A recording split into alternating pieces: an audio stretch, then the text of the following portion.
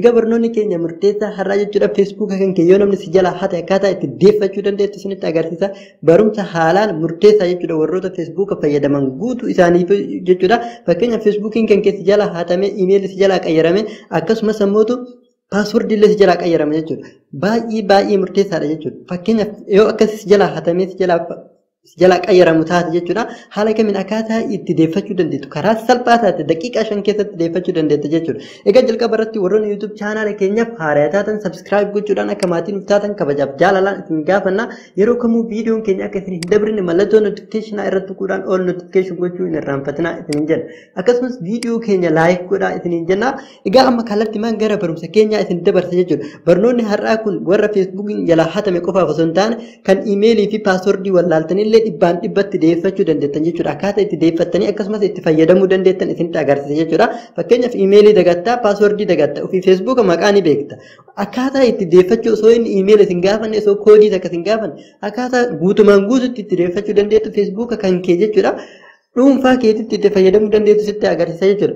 Fakkeenyaaf jechuudha jalqaba irraa feesbuuka kana keessa galtee fakkeenyaaf iimeelii ni beektaa, paaswordii si jalaa qayyarame yoo itti guuttee jettu iimeelii kan kee fakkeenyaaf jechuudha paaswordii illee kan keetuma itti guutte jechuudha hin hojjetu jechuudha. Fakkeenyaaf jechuudha loogii yoo jettee hin hojjetu jechuudha. Paaswordii isaa hin beeku akkaataa itti seenuu danda'u isinitti agarsiisa jechuudha.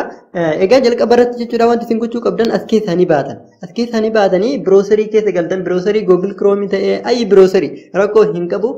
Google Chrome keessa galtan fakkeenyaaf jechuudha irra salphaan isa waan taateef isarra galtanii maal gootanii bakka sarchi batanii kanarratti wanti isin gochuu qabdan maal gootanii web.facebook.com jettanii itti barreessitanii jechuudha.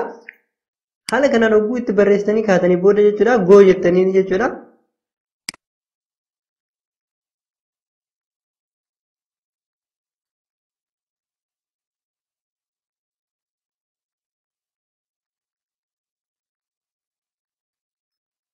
Hayyee achi booda haala kanaan isiniif dhufe jechuudha. Haala kanaan hogguu inni isiniif dhufe jechuudha. Tuqaa 3 irraa gubbaa sanarra jechuudha. Tuqaa 3 irraa gadee sanii irratti tuqtanii achi booda desktop site tan jettu tanarratti tuqtanii jechuudha.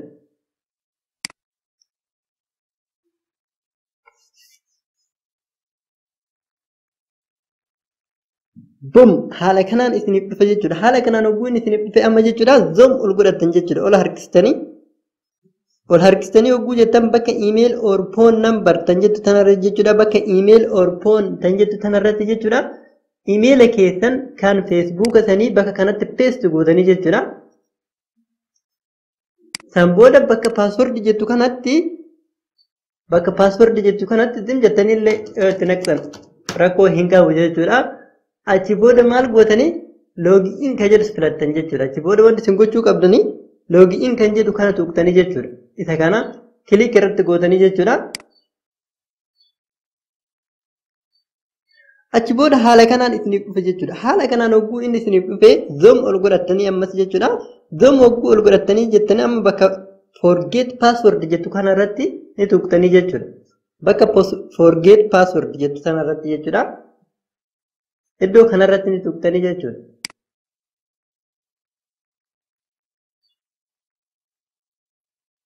Amma eessa filattanii isin kana dhiiftanii iimeela isin jalaa hatame san dhiiftaniiti iddoo gubbaa use my Google account kan jettu tanarratti filattanii jechuudha. Iddoo gubbarraa tan use my Google account kan jettu tanarratti ni tuqtanii jechuudha. Iddoo sanarratti hogguu tuqtanii kaatanii maal gootanii achi booda continue gootanii jechuudha. Continue tan jettu tana gootanii jechuudha. Continue tan jettu tanarratti ni tuqtanii jechuudha. Tuqaa 3 tana tuqtanii desktop site gootanii jechuudha. Desktop site hogguu gootanii jettanii haala kanaan isiniif dhufa jechuudha. Hayyi alloo hogguu gootanii jettan haala kanaan isiniif fida jechuudha. Haala kanaan wanna ta'ee jira jechuudha. Successfully ta'ee jira jechuudha. Amma email haaraa itti naqachuu dandeettan jechuudha. Koodii takka osoo inni isin hin gaafanne osoo waan takka isin hin gaafanne itti naqachuu dandeettanii jechuudha. Amma fakkeenyaaf yoo inni akkanatti isin ka fiduu didu taate bakka alloo jettu sanitti jechuudha. Tuqaa 3 kanarra tuqtanii jechuudha. Tuqaa 3 kanarra tuqtanii desktop site gootanii jechuudha. Desktop site gootanii san booda alloo tan jettu sanarra tuqtanii jechuudha. Allow tan jettu san irratti hogguu tuqtanii jettan haala kanaan isinii fida jechuudha. Imeeliin keessan veerifaayi ta'ee jira successfully isiniin jedha. Akkasumas imeelii biraallee filachuu dandeettan jechuudha. Yoo moobaayila keessan keessa qabaattan haala saniin filachuu dandeettanii achi booda amma fakkeenyaaf egaa inni haala kanaan isiniif dhufe maal gootanii okee tan jettu san irratti tuqtanii jechuudha. Okee tan jettu san irratti hogguu tuqtanii kaatan booda jechuudha. Achi booda haala kanaan isiniif dhufa jechuudha. Waan tokko laal koodii ittiin guunne waan tokko ittiin guunne imeela bichaa veerifaayi akka inni of godhu goona jechuudha. Egaa amma asitti wanti isin beekuu qabdan niiw paaswoord jedha jechuudha. Amma asitti paaswoordii haaraa kan mataa keessanii itti galfadhaa isiniin jedha amma bakka kanatti jechuudha. Isin paaswoordii barbaaddan kan hin daganne jechuudha. Asin naqachuu dandeettan jechuudha. Iddoo kanatti jechuudha. Uummata jechuudha. Amma achi booda maal gootanii koontiiniyuu kan jettu kana filattanii jechuudha. Koontiiniyuu kan jettu sana irratti tuqxanii jechuudha.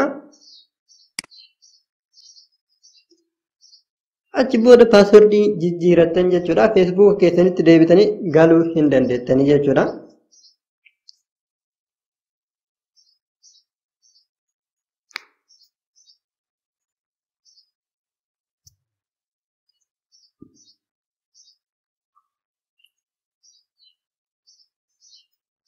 Achi booda ammas jechuudha haala kanaan isiniif dhufa jechuudha. Haala kanaan hogguu inni isiniif dhufe maal gootanii koontiiniyuu jettanii jechuudha. Isin filannoo lama isiniif kenna jechuudha.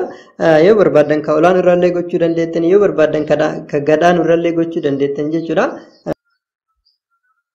Egaa lamaan keessaa tokko filattanii kaatanii booda koontiiniyuu kan jedhu kanarratti tuqtanii jechuudha. Koontiiniyuu kan jedhu kanarratti gadi tuqtanii jechuudha.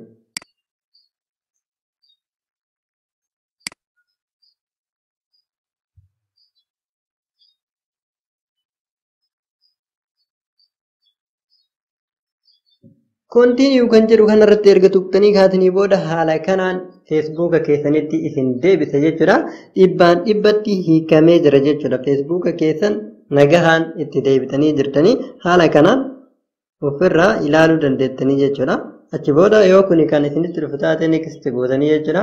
Parmeeshiniidha waan taateef next gootanii jechuudha. Get start kan jettu kana gootanii dhumate jechuudha. Achi booda feesbuuka keessan nagahaan itti deebitanii itti fayyadamuu qofa jechuudha.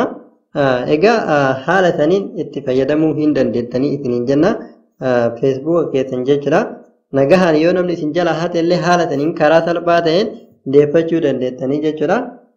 Egaa barnoonni nuti har'aaf qabannee dhiyaannee kana fakkaata barumsa biraatiin hanga walitti deebinutti nagahaan nu turaa isiniin jenna.